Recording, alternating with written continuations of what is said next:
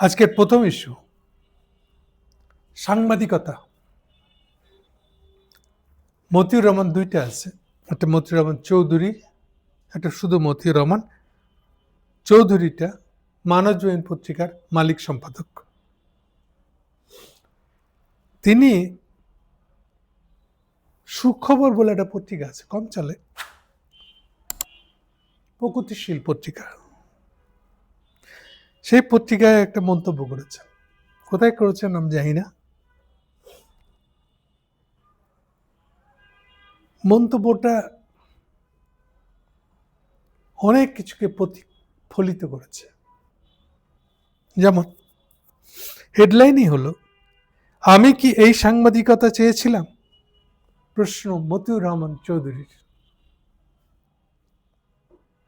আচ্ছা, আপনি কে ভাই? আপনি কি চাইছিলেন? কি ধরনের সাংবাদিকতা চাইছিলেন? তা দিয়ে সবকিছু ঠিক হবে? বা তার সবকিছু ঠিক করার বিষয়ে কতটা প্রভাব রাখবে বলে উনি মনে করেন?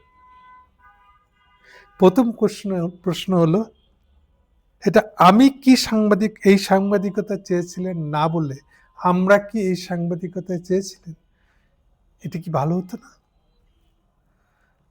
অ্যাজ ইফ আপনি একটা বিরাট সাংবাদিকতার এক্সপেকটেশন, একটা ডেফিনিশন, একটা সাংবাদিকতা এমন হওয়া উচিত, অমন হওয়া উচিত বললে একটা কাজ করে চলেছেন দীর্ঘদিন ধরে, তাই কি? আপনি মতিউর রহমান চৌধুরীর কি সেই ধরনের সাংবাদিকতা চান? তা নিয়ে কি কোনো আন্দোলন সংগ্রাম আছে আপনার? আচ্ছা, না থাকুক, নাই, আমরা জানি।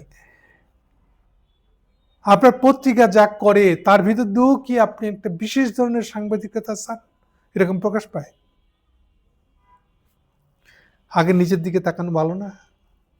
আপনি কি করতেছেন যেটা আর পাঁচটা সাংবাদিকতার নামে যা চলে তার থেকে আলাদা?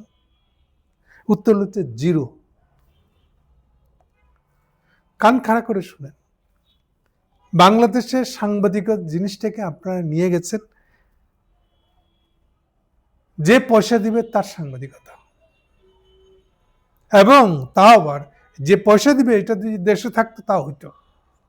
এটা ইন্ডিয়ার পকেটে চলে গেছে, মোদির পকেটে চলে গেছে, মোদি অমিত শাহর পকেটে ঢুকে গেছে,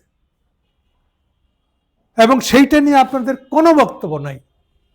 আপনারা যত বড় বড় নেতা হন না কেন, মালিক হন না কেন, প্রভাবশালী সাংবাদিক হন না কেন, কিচ্ছু এসে যায় না। সবার যে এই প্রসঙ্গ নিয়ে কথা বলতে মানা, কেউ যেন কথা না বলে এটা নিয়ে, সেটার দিকে বরং আপনাদের চোখ দৃষ্টি বেশি। সেটা হলে এই সাংবাদিকতার নামে এর অর্থ কোত্থেকে আসতেছে এটা নিয়ে কথা বলা যাবে না। তা আপনি কোন সাংবাদিকতা চান? আপনি নিজে কোন সাংবাদিকতা দেখাইছেন? আপনার মডেলটা কি?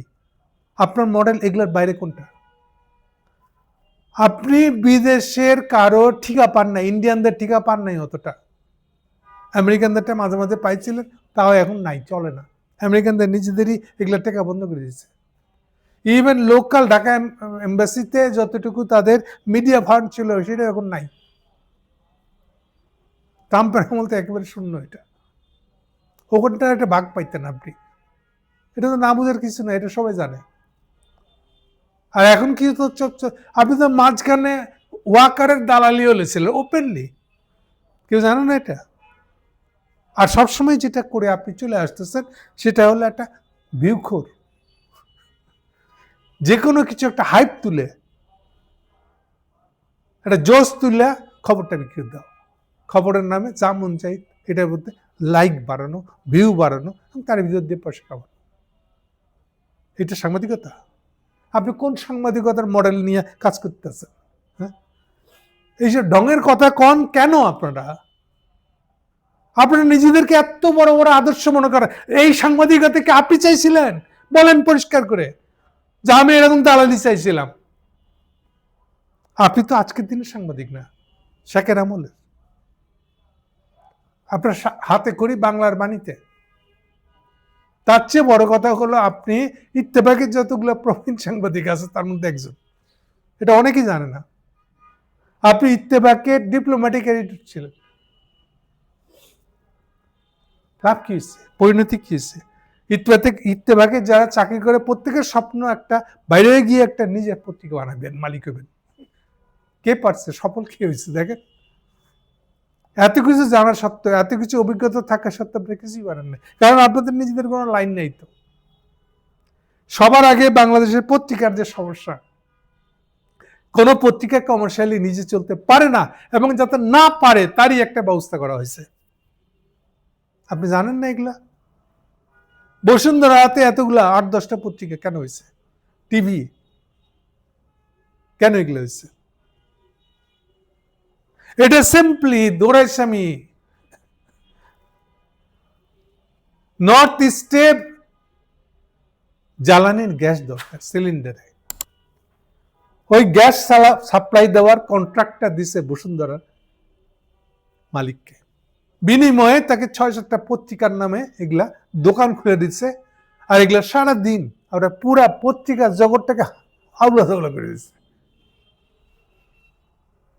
পয়সা দিয়ে সাংবাদিকার নামে পুষতেছে, এগুলা বাড়াইতে পুষতেছে। পুরা প্রেস ক্লাব দখল করছে, সমিতিগুলা দখল করছে। সকালবেলা উঠে দৌড়াই সময় ঠিক করে দেয় আজকের হেডলাইন কি হবে। এগুলা কি আপনারা দেখেন নাই? কোন ফোরাম, আপনাদের যতগুলো ফোরাম আছে, কোথাও কখনো এটা নিয়ে কথা বলছেন? এগুলো বলতে মানা। আপনাদের মালিক সমিতি আছে, মালিকদের নানা লাইন ঘাট আছে, অন্যান্য ব্যবসা আছে, সেখান থেকে কি পয়সা পায় ওটার উপর নির্ভর করবে যে পত্রিকা কেমন, কোন দিকে যাইব। ইন্ডিয়া থেকে কেউ ডাইরেক্ট টাকা আনতেছে কিনা, রয়ের টাকা, আর এই যে বললাম যে বসুন্ধরাদের টাকা, এইটা দিয়েই তো আপনি 15 বছর কাটাচ্ছেন। এগুলো দিয়ে আপনি এগুলো নিয়ে কোনো কথা বলবেন না। এই সাংবাদিকতাকে আপনি চাইছিলেন, আপনি কোন সাংবাদিকতা চাইছিলেন? আপনি একটা বিরাট স্বপ্নদ্রষ্টা, আপনার একটা স্বপ্ন আছে, বলেন আপনার কোন স্বপ্ন আছে? বলতেছেন সম্পাদকেরা চলে গানমান নিয়ে। হ্যাঁ, এটা তো আপনাদেরই প্রশ্ন করা উচিত, আপনাদেরকে। কেন আপনাকে গানমান নিয়ে চলতে হয়? ইন্ডিয়ান দালালি করার পরে এখন গানমান নিয়ে চলতে হয় কেন? সাহস থাকলে জিজ্ঞেস করেন। যারা গানমান নিয়ে চলে তাদেরকে জিজ্ঞেস করেন কেন গানম্যান নিয়ে চলেন, এই অবস্থা আসলো কেন, আর পৌঁছালেন কেন? পত্রিকার অফিস কেন পাবলিক জ্বালা দিচ্ছে? জিজ্ঞেস করেন, সাহস থাকলে উত্তর দেন। মব মব বলে চিৎকার করলে হবে না। এটা তো কোনো রণাঙ্গন নয়। এটা কোন সাংবাদিকতা? আপনি একটা সাংবাদিকতার ডেফিনিশন চালায় রাখছেন। আপনার এক্সপেক্টেড সাংবাদিকতাটা কি? কন্টেন্ট জার্নালিজম, তার কোন রীতিনীতি পালন করছেন? আপনি স্টাবলিশ করছেন? আপনারা বড় বড় যত মাতবর আছে, সম্পাদক আছে, বুড়া হয়ে গেছে, কি নিয়ম বানাইছেন আপনারা?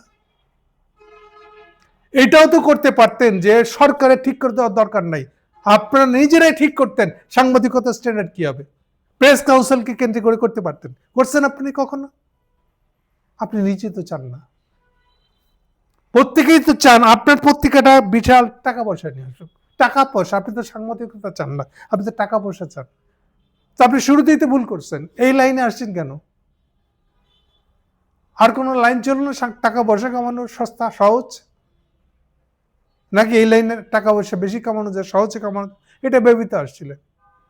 টাকা পয়সাই যেহেতু আপনার লক্ষ্য, জার্নালিজম তো না। বাংলাদেশে কোন পত্রিকা জার্নালিজম মেনে জার্নালিজম করে?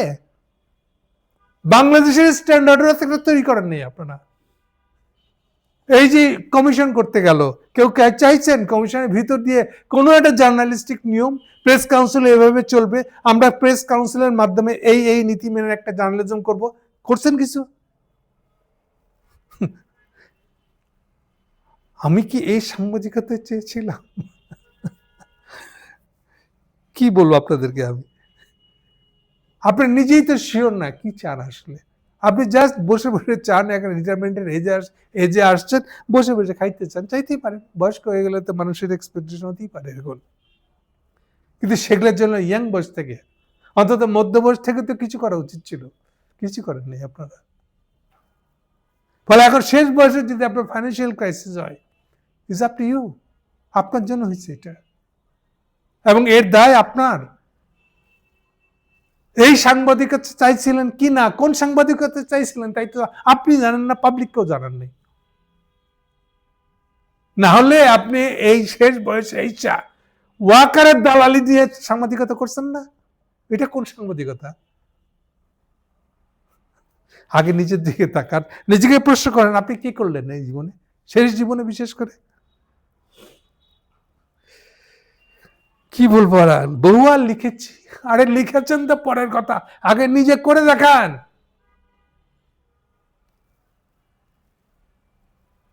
আমার কিন্তু সাংবাদিক হওয়ার কথা ছিল না, তো ভাই দয়া করে আসছেন। হ্যাঁ,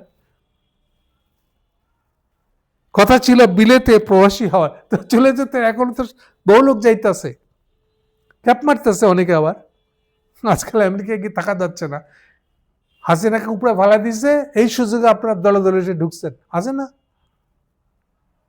এমনকি শেষ বয়সে আলী রিয়াজ এসে ঢুকছে, মনির হায়দার, কে ঢুকে নাই বলেন? বিদেশিকে মুদির দোকানে চাকরি করছে, এটা থেকে তো এটা ভালো। সাংবাদিক নাম দিয়ে আপনি এবার তারেকের দালালি করতেছেন। কত শত লোককে যে তারেক চাকরি দিয়েছে দালালির জন্য, এগুলো দেখেন। ওগুলো তো আপনি যে এই সাংবাদিকতা কি আপনি চাইছিলেন? এটাও তো একটা সাংবাদিকতা, তাই না? সময় টিভি চলে গেছে, সময় টিভিকে কে নিয়ে আসছে ফেরত? তারেক কি বলে নিয়ে আসছে? তো আওয়ামী লীগের টিভি ছিল এই জন্য ওটা খারাপ, এটা এখন তারেকের টিভি হয়ে গেল, এটা ভালো। ওই জুবাইরকেই আনা হবে, কোনো অসুবিধা নেই। নতুন আমার নিউজ এডিটর নাকি পত্রিকা, সরি টিভির নিউজ সেকশনের হেড অফ নিউজ, বাবরে বাবা কি ওজনদার, তারেক ঠিক করে দিয়েছে হেড অফ নিউজ কে দেবে, বাস এতে ঠিক হয়ে গেছে। তখন বলেন এই সাংবাদিকতাকে আপনি চাইছিলেন? কোন সাংবাদিকতা চাইছিলেন? আপনারা নিজেরাই চান না কোন নিয়ম নীতির পক্ষে, একটা নিয়ম নীতি খাড়া করে তার পক্ষে পারবেন আপনাদের পত্রিকা মালিক সমিতি বা পত্রিকা শুধু সম্পাদকদের যে সমিতি আছে সেখান থেকে এই নিয়মটা বাইর করেন না, দেখ পারেন কিনা, কয়জন রাজি হয়? আপনার সবকিছু নিয়ে বলতে রাজি। এই যে হাসিনার আমলে যারা দালালি করে মিথ্যা রিপোর্ট লিখে গেল, তাদের বিরুদ্ধে আপনাদের সম্পাদকদের কোনো, সম্পাদক সমিতির কোনো বক্তব্য আছে? না, বলা যাবে না। আপনার সরকারের কাছে নিয়মিত টাকা নিয়ে ট্রাস্ট বানায় ওখান থেকে টাকা ডিস্ট্রিবিউট করতেছেন, এগুলা সাংবাদিকতা? এগুলা নিয়ে বলবেন না তো আপনি। ভান ধরবেন আপনারা বিশাল কিছু একটার জন্য লড়াই করে যাচ্ছেন, সাংবাদিক বলে কান্নাকাটি করতেছে। কি আর বলবো, দিন শেষ আপনাদের। Thank you.